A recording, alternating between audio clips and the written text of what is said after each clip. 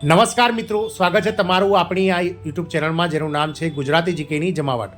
આજના વિડીયોમાં આપણે વાત કરવા જઈ રહ્યા છીએ મિત્રો, દેશભરના મધ્યમ વર્ગના લોકો કે જેમનું સપનું હોય છે કે તેમને પોતાનું ઘર હોય. મિત્રો, શહેર હોય કે ગામડું, દરેક વ્યક્તિ પોતાનું ઘર જે છે તેને બનાવવા માટે મહેનત કરતો હોય છે અને પોતાનું ઘર જે છે તે મિત્રો શહેર અથવા ગામમાં હોય તેવું મધ્યમ વર્ગના દરેક વ્યક્તિઓ ઈચ્છતા હોય છે. આના માટે મિત્રો એનડીએ સરકાર એટલે કે મોદી સરકાર દ્વારા જ્યારે મોદી સરકાર 2014માં અસ્તિત્વમાં આવી ત્યારે મિત્રો સબસિડીની શરૂઆત કરવામાં આવી હતી અને ઘર બનાવનાર અથવા ઘર લેનાર જે મધ્યમ વર્ગના જે કર્મચારીઓ છે, જે મિત્રો મધ્યમ વર્ગના લોકો છે, તેમના માટે 2,67,000 રૂપિયા જેવી સબસિડી જે તે સરકાર દ્વારા શરૂ કરવામાં આવી હતી. પરંતુ મિત્રો આ સબસિડી જે છે તે મિત્રો ગત 31 માર્ચ 2022ના રોજ બંધ કરી દેવામાં આવી હતી. પરંતુ હવે સંસદમાંથી નવા જે છે તે સમાચાર પ્રાપ્ત થયા છે અને સરકાર દ્વારા જે છે તે આગામી સમયમાં ઘર માટે ફરીથી 2.67 લાખ જેવી સબસિડી જે છે તે શરૂ કરવામાં આવી રહી છે. પ્રધાનમંત્રી આવાસ યોજના 2.0ને લીલી ઝંડી આપતા પ્રધાનમંત્રી દ્વારા આની જે છે તે શરૂઆત કરવામાં આવી છે. જાણીએ વિડીયોમાં વિગતવાર કે મધ્યમ વર્ગના લોકોને કઈ રીતે સરકાર દ્વારા 2.67 લાખ જેવી સબસિડી ફરીથી આપવામાં આવશે તેને લઈ અને મિત્રો આજનો વિડીયો બનાવીએ છીએ. તો વિડીયોના અંત સુધી આ બન્યા રહેશો અને જો ચેનલમાં તમે નવા હશો તો અમારી ચેનલને તમે સબસ્ક્રાઇબ કરી બાજુમાં રહેલું બેલ આઇકોન દબાવી ઓલ નોટિફિકેશન ઓન કરો, જેથી કરીને ચેનલ પર મૂકવામાં આવતા આવા ન્યૂઝ તમને સરળતાથી ઉપલબ્ધ થઈ જાય. તો ઘર માટે ફરી શરૂ થઈ છે 2.67 લાખ જેવી સબસિડી. પ્રધાનમંત્રી આવાસ યોજના 2.0ને લીલી ઝંડી સરકાર દ્વારા આપવામાં આવી છે. નરેન્દ્ર મોદી સાહેબની અધ્યક્ષતામાં કેબિનેટની બેઠકમાં આ યોજનાને મંજૂરી આપી દેવામાં આવી છે. આ યોજના થકી દેશના સેંકડો ગરીબ અને મધ્યમ વર્ગના લોકોને જે છે તે ઘરનું ઘર બનાવવામાં રાહત રહેશે. મિત્રો, હાલના દિવસે ને દિવસે મોંઘવારી વધી રહી છે, એમાંય મકાનોના ભાવ તો હાલ આકાશને આંબી રહ્યા છે. ત્યારે ગરીબ અને સામાન્ય માણસો માટે ઘરનું ઘર લેવું એક સપના સમાન બની ગયું છે. આવી સ્થિતિમાં મોદી સરકારે દેશના સેંકડો ગરીબ અને મધ્યમ વર્ગીય પરિવારોને આપી છે સૌથી મોટી ભેટ. નરેન્દ્ર મોદી સરકાર દ્વારા હાલમાં જ સામાન્ય માણસોને પોતાના સપનાનું ઘર મળી રહે તે માટે એક મહત્વની યોજના અમલ કરવામાં આવ્યો છે, જેમાં મકાન લેવા પર સરકાર આપશે પૈસા. શું છે નિયમો? જાણો કોને મળશે આ યોજનાનો લાભ. તો પીએમ નરેન્દ્ર મોદી સાહેબની અધ્યક્ષતામાં ગત શુક્રવારે કેબિનેટની બેઠકમાં આ યોજનાને મંજૂરી આપી દેવામાં આવી છે. આ યોજના થકી દેશના સેંકડો ગરીબ અને મધ્યમ વર્ગના લોકોનું ઘરનું સપનું સાકાર થશે. સરકાર દ્વારા ગરીબ અને મધ્યમ વર્ગને પરવડે તેવા સેંકડો મકાન બનાવાશે. આ ઉપરાંત મકાન લેવા માટે સરકાર સામેથી પૈસા આપશે. તમને જાણીને નવાઈ લાગશે કે અગાઉની 2.67 લાખની સબસિડીની જેવી જ જબરજસ્ત યોજના સરકારે ફરી શરૂ કરી છે. કેન્દ્ર સરકારે પ્રધાનમંત્રી આવાસ યોજના શહેરી 2.0ને મંજૂરી આપી દીધી છે. આ યોજના હેઠળ કેન્દ્ર સરકાર શહેરી ગરીબ અને મધ્યમ વર્ગના પરિવારો માટે 1 કરોડ પરવડે તેવા અલગ અલગ ભારતના મોટા શહેરોમાં મકાન બનાવશે.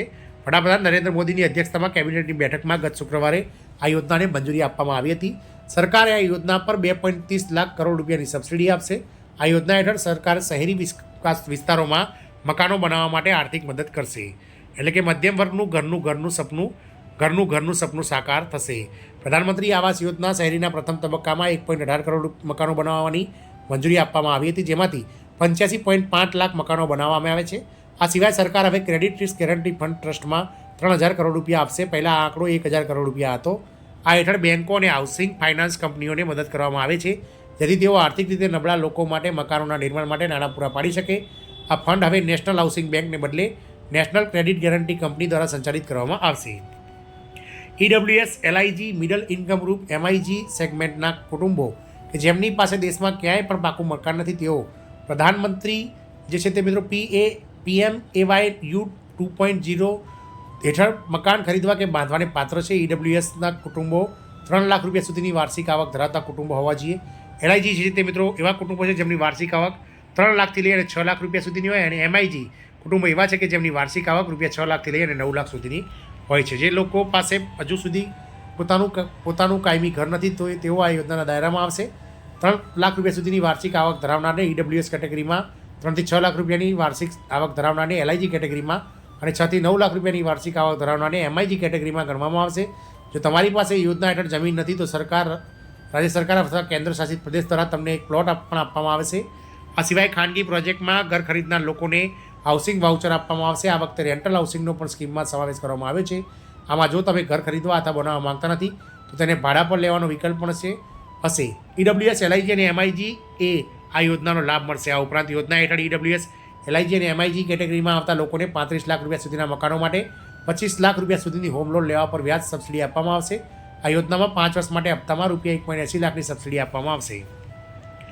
ISS સિવાય વિવિધ વર્ટિકલ્સ હેઠળ મકાન નિર્માણનો ખર્ચ મંત્રાલય, રાજ્ય, કેન્દ્ર શાસિત પ્રદેશ ULB વચ્ચે વહેંચવામાં આવશે અને ઓળખપાત્રતા ધરાવતા લાભાર્થીઓને વહેંચવામાં આવશે. PMAYU 2.0 હેઠળ AHPBLC વર્ટિકલ્સમાં સરકારી સહાય યુનિટ દીઠ 2.50 લાખ રૂપિયા રહેશે. આ યોજના હેઠળ રાજ્ય, કેન્દ્ર શાસિત પ્રદેશોનો હિસ્સો ફરજિયાત રહેશે. વિધાનસભા વિનાના કેન્દ્ર શાસિત પ્રદેશો માટે કેન્દ્ર રાજ્યની વહેંચણીની પેટર્ન 100% રહેશે. કેન્દ્ર શાસિત પ્રદેશો માટે વિધાનસભા દિલ્હી, જમ્મુ કાશ્મીર અને પાંડિચેરી, ઉત્તર પૂર્વના રાજ્યો અને હિમાલયના રાજ્યો હિમાચલ પ્રદેશ અને ઉત્તરાખંડ માટે વહેંચણી પેટર્ન 90:10 અને અન્ય રાજ્યો માટે 60:40 રહેશે. મકાનોની પરવડતી ક્ષમતા સુધારવા માટે રાજ્યો, કેન્દ્ર શાસિત પ્રદેશો અને ULB લાભાર્થીઓને વધારાની સહાય આપી શકે છે. ISS વર્ટિકલ હેઠળ માત્ર લાભાર્થીઓને ₹1.80 લાખ સુધીની કેન્દ્રીય સહાય 5 વાર્ષિક હપ્તામાં આપવામાં આવશે.